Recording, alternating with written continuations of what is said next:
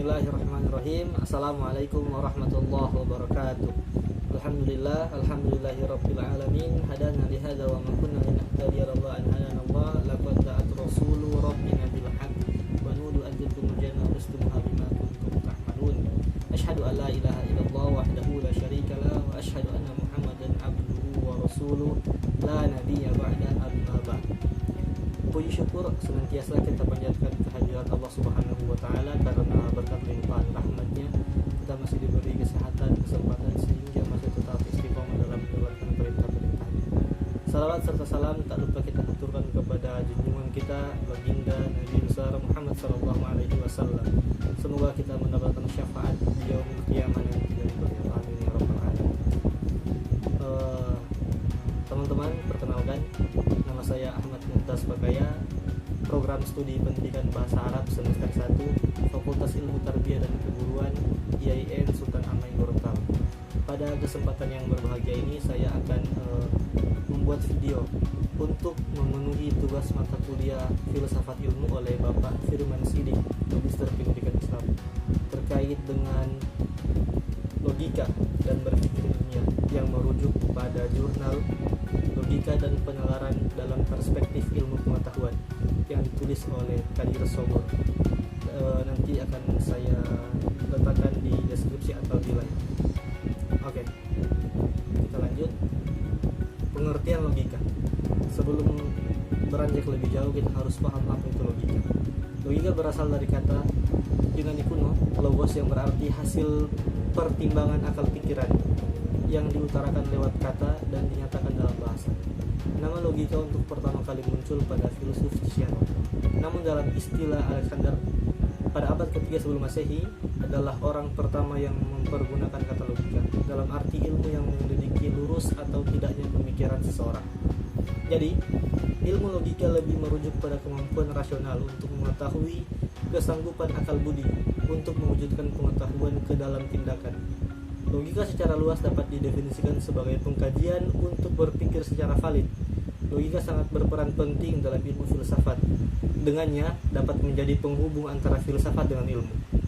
Yang secara terminologis, logika didefinisikan teori tentang penyimpulan yang dapat menghasilkan keputusan yang sah dan masuk akal.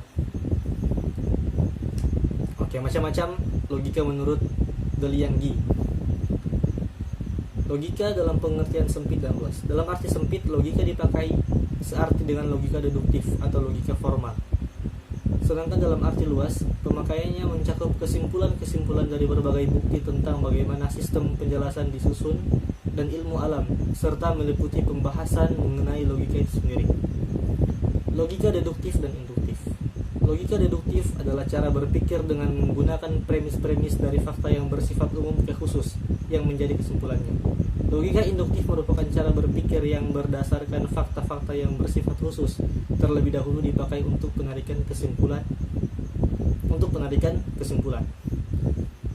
Kemudian yang ketiga, logika murni dan terapan.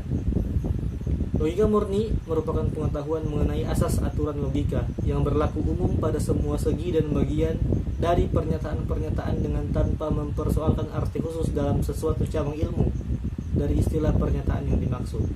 Logika terapan adalah pengetahuan logika yang diterapkan dalam setiap cabang ilmu, bidang-bidang filsafat, dan juga dalam pembicaraan yang menggunakan bahasa sehari-hari. Lanjut, pengertian penalaran. Nah, penalaran adalah kemampuan manusia untuk melihat dan memberikan tanggapan tentang apa yang dia lihat. Sebab manusia adalah makhluk yang mengembangkan pengetahuan dengan cara bersungguh-sungguh. Dengan pengetahuan ini mampu membedakan mana yang baik dan mana yang buruk. Penalaran manusia bisa terjadi karena dua hal, yaitu manusia mempunyai bahasa dan manusia mampu mengembangkan pengetahuan. Dua hal inilah yang membedakan manusia dengan hewan, yang diharapkan manusia mampu memposisikan dirinya di tempat yang benar. Kita lanjut ke bahasan berikut mengenai pengertian atau apa sih berpikir ilmiah itu. Nah, berpikir ilmiah adalah berpikir yang logis dan empiris. Logis adalah masuk akal dan empiris adalah dibahas secara mendalam berdasarkan fakta yang dapat dipertanggungjawabkan. Selain itu, menggunakan akal budi untuk mempertimbangkan, memutuskan, dan mengembangkan.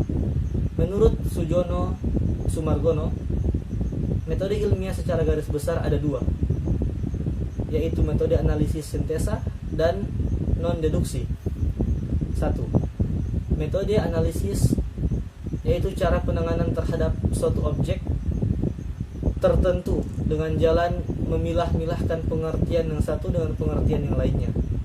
Yang kedua, metode sintesis, yaitu cara penanganan terhadap sesuatu objek tertentu dengan cara menggabungkan pengertian yang satu dengan pengertian yang lainnya sehingga menghasilkan sesuatu pengetahuan yang baru.